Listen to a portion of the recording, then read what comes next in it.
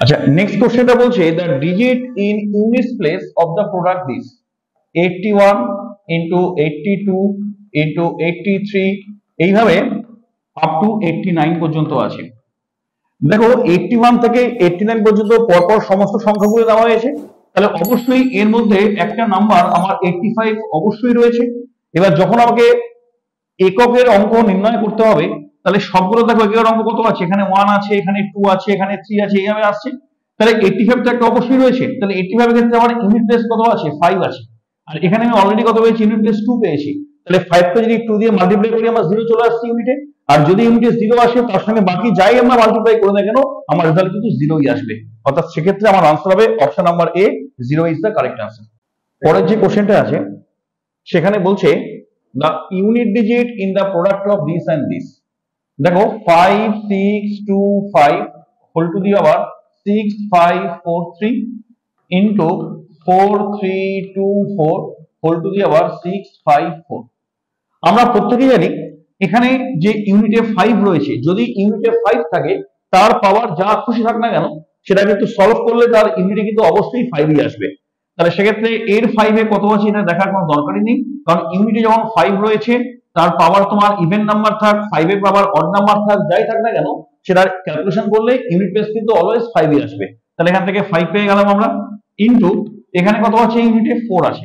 আমরা প্রত্যেকে জানি 4 এর যে পাওয়ার, 4 এর পাওয়ার যদি ইভেন নাম্বার হয়, 4 এর পাওয়ার যদি ইভেন নাম্বার হয়, তাহলে সেক্ষেত্রে যদি আমরা ক্যালকুলেশন করি তাহলে ইউনিটে কিন্তু অলওয়েজ কিন্তু 6 আসে। আর 4 এর পাওয়ার যদি অড নাম্বার হয়, তাহলে আমরা যদি ক্যালকুলেশন করি তাহলে ইউনিটে কিন্তু অলওয়েজ কিন্তু 4 আসে। তাহলে এখানে এই যে নাম্বারটা আছে তার পাওয়ারে আছে 654, এটা হচ্ছে একটা ইভেন নাম্বার।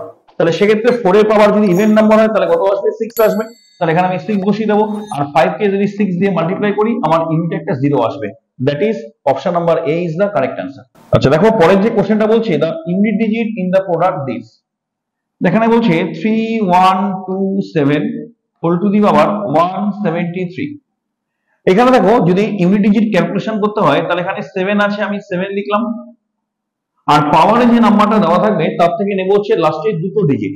তাহলে এখানে লাস্টের দুটো ডিজিট কত আছে, 73 আছে, লিখলাম 73। তাহলে এই 73 কে আমি ডিভাইড করব হচ্ছে 4 দিয়ে।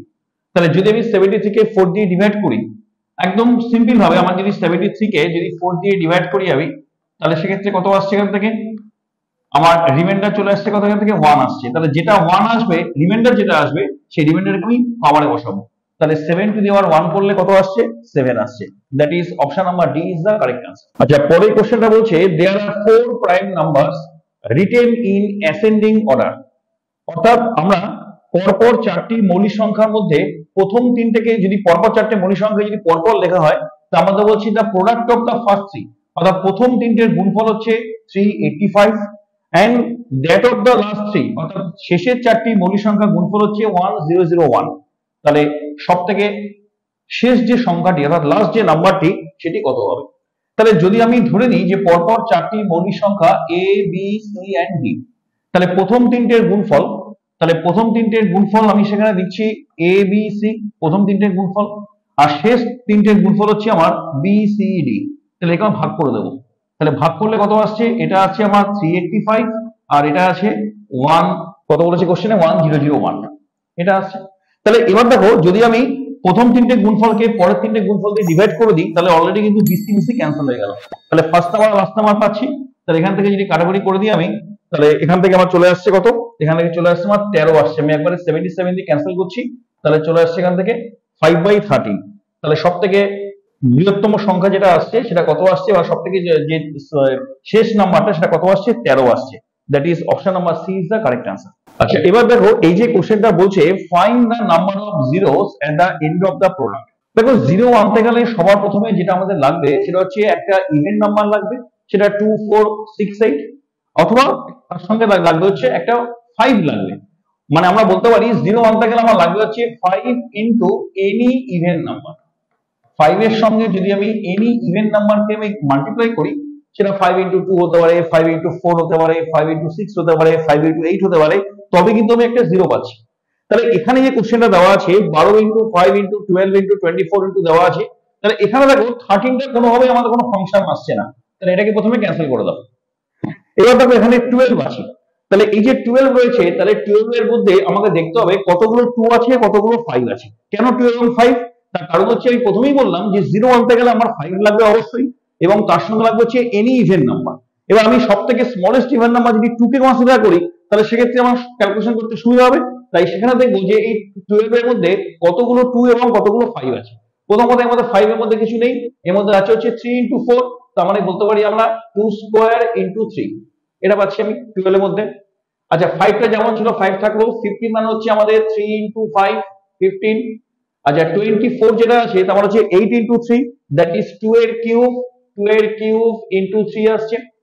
আচ্ছা, 30 হচ্ছে 5 into 6, তার মানে 2 into 3 into 5 আসছে। আর 75 হচ্ছে আমাদের 25 into 3, that is 5 square into 3। তাহলে এখানে আমরা ক্যালকুলেশন করবো যে কতগুলো 2 আছে আমাদের টোটাল 2 আমরা কতগুলো পেয়েছি। এখান থেকে পেয়েছি দুটো, তিনটে, দুটো 5টা, একটা 6টা, এখান থেকে আমি 6টা 2 পেয়েছি। তাহলে 2 আছে হচ্ছে আমার 6 টাইমস, 6টা 2 আছে। আর 5 কতগুলো আছে এখান থেকে? 5 হচ্ছে এখান থেকে আমার একটা আছে, দুটো আছে, তিনটে, চারটে, আর এই একটা 5 আছে 5টা। তাহলে 5 আছে হচ্ছে 5 টাইমস। খুব ভালো করে দেখে নাও, 2 আছে আমার 6টা, আর 5 আছে হচ্ছে 5টা। অলওয়েজ মনে রাখবে, যেটা সব থেকে মিনিমাম নাম্বার থাকবে ততগুলো জিরো কিন্তু আমাদের তৈরি হবে। ফর এক্সাম্পল দেখো, যদি আমি বলি যে 2 into 5 into 5, দেখো আমি এখানে দুটো 5 লিখলাম কিন্তু একটা 2 লিখলাম। দেখো নাম্বার অফ জিরোস কিন্তু আমাদের কতগুলো আসছে? একটাই কিন্তু আসছে। নাম্বার অফ জিরোস আমাদের কিন্তু একটাই আসছে। অর্থাৎ আবার যদি বলি যে 2 into 2 into 2 into 5, এখানে দেখো তিনটে 2 লিখলাম আর একটা 5 লিখলাম, দেখো নাম্বার অফ জিরোস কিন্তু আমাদের একটাই আসছে। অর্থাৎ এই 2 এবং 5 এর মধ্যে যে নাম্বারটা সব থেকে কম থাকবে ততগুলো জিরো আমাদের তৈরি হবে। তাহলে এখান থেকে আমাদের 2 আসছে 6টা আর 5 আসছে 5টা, তাহলে সব থেকে মিনিমাম কত হচ্ছে 5। তাহলে কতগুলো জিরো এখান থেকে পাবো? 5টা। That is option number A is the correct answer. দেখো স্টুডেন্টস, পরের যে কোশ্চেনটা রয়েছে এটা খুব একটা ইম্পর্টেন্ট কোশ্চেন। বলছে find the number of zeros at the end of the product 1 into 2 into 3 into করে আপ টু 1000, 1 into 2 into 3 করে আপ টু 1000। দেখো আমরা আগের যে কোশ্চেনটা সলভ করলাম তাতে কি করেছিলাম, যে কতগুলো 2 এবং কতগুলো 5 আছে সেটা আমরা ক্যালকুলেশন করেছিলাম। এবার এখানে দেখো 1 থেকে 1000 এর মধ্যে আমাদের অসংখ্য 2 আছে, কিন্তু সেই তুলনায় কিন্তু 5 আমাদের কম আছে। যেটা আমরা লাস্ট ক্লাসে মানে লাস্ট সামে আমরা যেটা করলাম সেটা হচ্ছে যে নাম্বারটা কম থাকবে ততগুলো কিন্তু জিরো আমাদের প্রডিউস হবে। তাহলে এখান থেকে 1 থেকে 100 এর মধ্যে যতগুলি 2 থাক না কেন, তার তুলনায় 5 যেহেতু কম রয়েছে, তাহলে 5 যতগুলো থাকবে ততগুলি জিরো প্রডিউস হবে। এই তো আমাদের ক্যালকুলেশন সিস্টেম। তাহলে এই জন্য যেহেতু 5 নাম্বারটা কম রয়েছে, তাই আমি ক্যালকুলেশন করে দেখবো যে 1 থেকে 1000 এর মধ্যে কতগুলো 5 পাচ্ছি। কি করবো আমরা? এই যে 1000 রয়েছে তাকে আমি 5 দিয়ে ভাগ করে দেবো। তাহলে ভাগ করলে কত আসছে এখান থেকে? 200। এই 200 কে আমি আবার 5 দিয়ে ভাগ করে দেবো, কত আসছে? 40। এই 40 কে আমি আবার 5 দিয়ে ভাগ করে দেবো, কত আসছে? 8।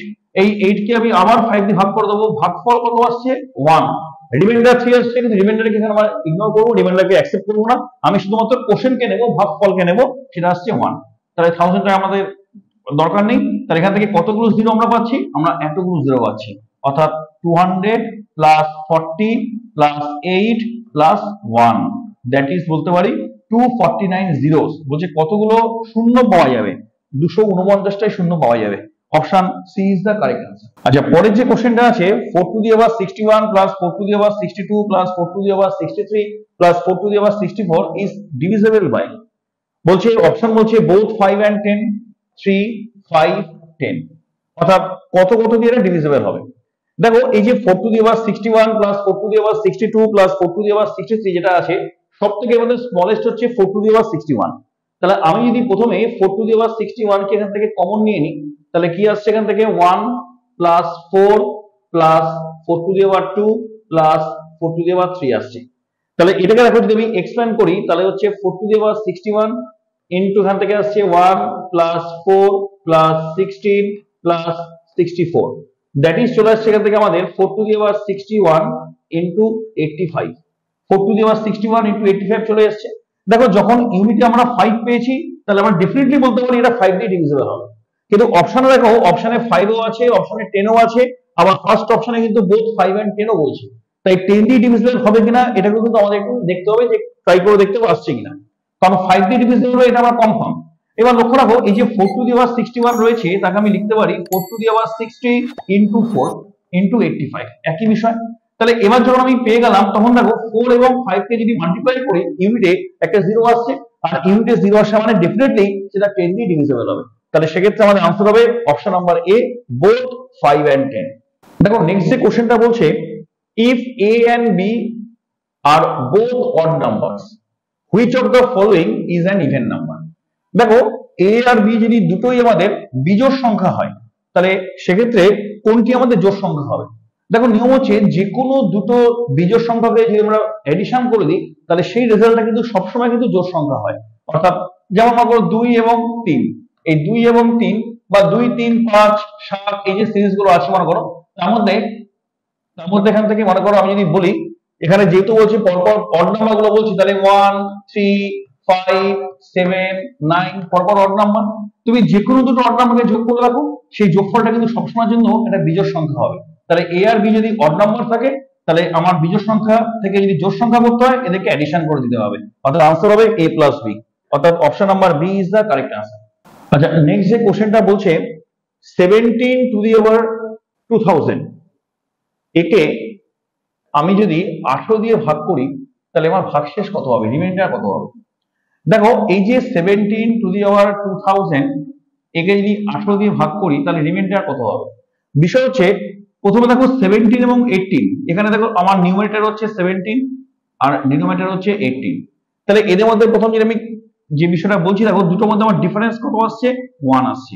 আর এখান থেকে আরেকটা বিষয় আসছে সেটা হচ্ছে যেটা numerator less than the denominator, তাহলে numerator less than the denominator, আর নিউমারেটর এবং ডিনোমিনেটর যে ডিফারেন্স বা পার্থক্য সেটা কত আসছে, 1 আসছে।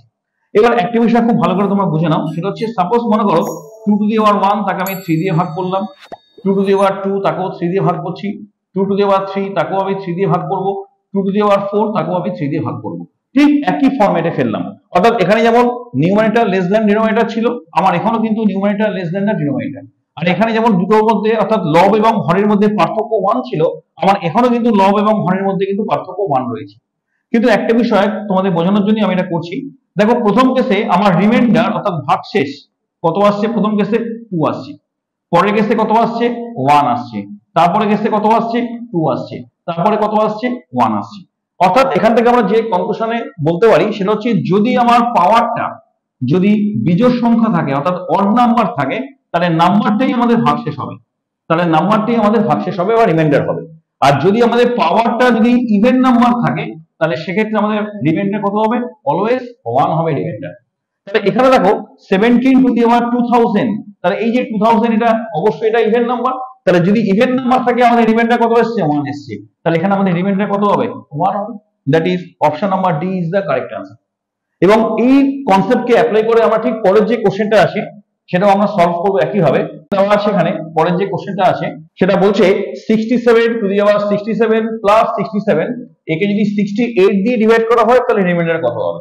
দেখো 67 টু দি পাওয়ার 67 তাকে আমি 60 প্লাস 67 আছে, এই পুরোটাকে ভাগ করব 68 দিয়ে, এই পুরোটাকে ভাগ করব আমি 68 দিয়ে, এই তো বিষয়।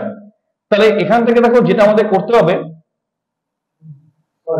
সেটা হচ্ছে প্রথমে এই পার্টটুকু আমরা যদি খুব ভালো করে ক্যালকুলেশন করি, এই পার্টটা যেটা একটু আগে বললাম আমরা, সেটা হচ্ছে যে এখানে দেখো পাওয়ার যেটা আছে দেখো নিউমারেটর, এখানেও কিন্তু আমাদের নিউমারেটর লেস দ্যান ডিনোমিনেটর, আর দুটোর মধ্যে আমাদের ডিফারেন্স কত আসছে, 1 আসছে। আর এখান থেকে আমাদের পাওয়ার যে নাম্বারটা আছে সেটা হচ্ছে আমাদের অড নাম্বার। তাহলে আগের যে কোশ্চেন আমরা যেটা সলভ করলাম সেখানে বলেছিলাম যে পাওয়ার যদি অড নাম্বার থাকে তাহলে নাম্বারটি আমাদের রিমাইন্ডার হবে। তাহলে এখান থেকে আমাদের রিমাইন্ডার চলে আসছে 67, তার সঙ্গে অ্যাডিশন করতে হবে 67 কে, এবং সেই যোগফলকে আমি ভাগ করব 68 দিয়ে। তাহলে এই দুটোকে অ্যাডিশন করে পাচ্ছি আমি 134, তাকে যদি 68 দিয়ে আমি ডিভাইড করে দিই তাহলে সেক্ষেত্রে আমার রিমাইন্ডার কত আসছে, 66। অর্থাৎ option number B is the correct answer. Students তোমাদের আমি খুব ইম্পর্টেন্ট সামগুলো সলভ করলাম। যদি তোমাদের ক্লাসটা ভালো লেগে থাকে তোমরা অবশ্যই চ্যানেলকে সাবস্ক্রাইব করবে এবং এই চ্যানেলের সঙ্গে জুড়ে থাকবে যাতে আগামী দিনে আরো অনেক ইম্পর্টেন্ট ভিডিও তোমরা এখান থেকে পাবে।